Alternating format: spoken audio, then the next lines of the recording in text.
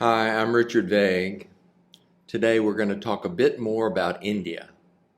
Since so much of the attention goes to the US, the major European countries, and the Asian economic giants China and Japan, India tends to get less discussion than it deserves.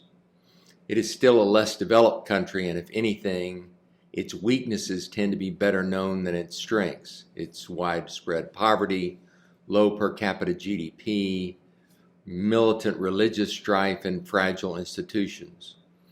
But India has just surpassed China as the world's most populous country, which means it is one of the world's largest markets.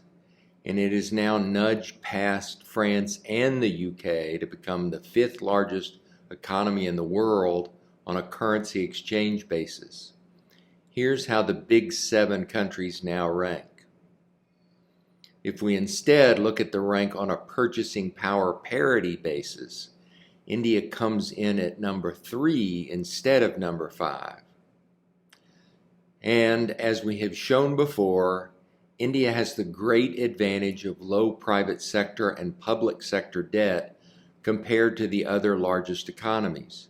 Just comparing it to the US and its northern neighbor China, we see its government debt at the end of 2022 at 55% to GDP, compared to the US and China at 123 and 78% respectively.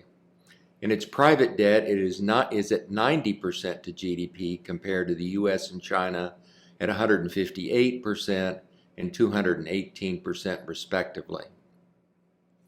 India's demographics are also a tremendous advantage versus more developed countries.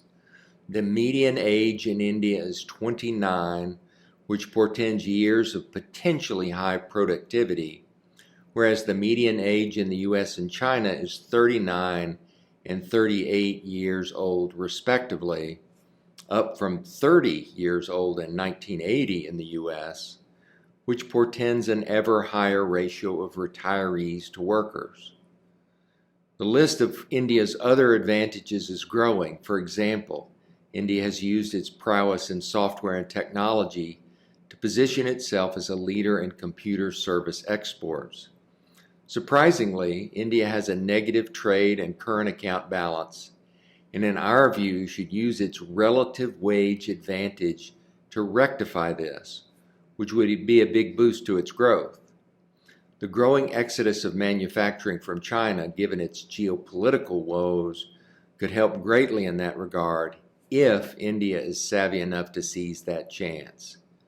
India is a key country to watch. That's it for now. Thanks.